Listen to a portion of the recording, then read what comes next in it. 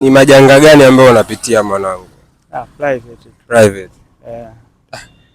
Hivi leo tokea asubuhi mpaka sasa hivi katika ufanyaji wako wa kazi umefanya kazi ya kuingiza spam kwa kiasi gani? Kwa siku ya leo?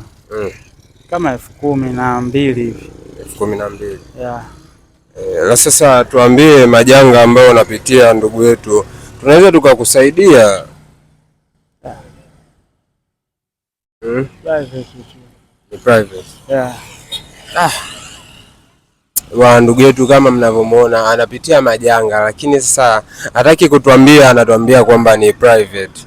Hivi ni sawa kumficha mwanaume mwenzako kuhusiana na vitu vinavyopitia? Inategemeana, maana sio kila kitu ni cha kumwambia mtu. Unaitwa nani? Dawson. Dawson. Kutokea wapi? Kawe. Na hapa upo Ubungo, kuna dili unalisubiria au kuna issue gani unaisubiria? Kuna michongo yangu tunafuatilia. Michongo yako. Bana, mimi nikimwona mwanaume mwenzangu yupo katika hali kama yako bana, unajua sijisikiagi vizuri kabisa ndugu yangu. Hivi unawashauri nini watu wengine ambao wapo katika hali kama yako? Sina cha kuwashauri, maana kila mtu ana njia zake za maisha. Wewe njia yako ni ipi? Siwezi nikamwambia mtu njia yangu ya maisha. Maana kila mtu ana destiny yake katika. Uko kinyonge sana ndugu yangu. Ndio hivyo maisha. Harakati za maisha ndo zinakufanya uwe mnyonge. Sometime. Naweza ukaniambia labda, unajua naweza nikakusaidia pia hata kimawazo au kwa chochote kile. Unaweza ukaniambia chochote ambacho unapitia katika maisha yako, huenda nikaguswa nikakusaidia kwa njia moja au nyingine. Yaani hapa siwezi nikakwambia kwa sababu gani ujue. Inahusika na issue za kifamilia.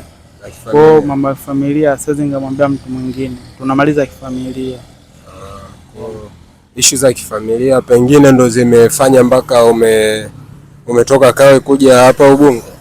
Hamna, michongo yangu tu ndo imenileta huko. Michongo yako unafanyia wapi? Mimi mchakalikagi. Kwa nikipata mchongo kama hivi nakuja. Kwa leo umekuja kupiga mchongo gani hapa? Kuna mtu hapa anamsubiria, akaniambia kuna mchongo wa side ya fundi. Unamsubiria, huo mchongo ni wa kufanya muda huu? Wa kulala huko. Unajua kazi za ujenzi. Najua. Sasa mbona hujabeba nguo za kazi? Side ya fundi, mimi fundi. Yaani mimi naenda kwa ajili ya kusaidia tu fundi kubeba nini, matofali. Kwa maana yake utafanya ukiwa umevaa nguo hizo ulizovaa. Hizi, si umeona nguo zenyewe. Na utarudi nyumbani ukiwa umechafuka? Narudi. Ndugu yangu, mimi ninavyojua side ya fundi anatakiwa awe na nguo za kazi kwa ajili ya kwa maana yake wewe yani uko wazi uchafuke, yani urudi nyumbani umechafuka. Mimi hakuna mtu ninayemwangalia.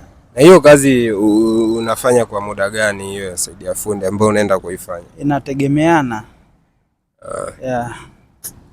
Basi sawa ndugu yangu, lakini ungekuwa na shida yoyote mimi ningeweza kukusaidia, lakini kama una shida fresh.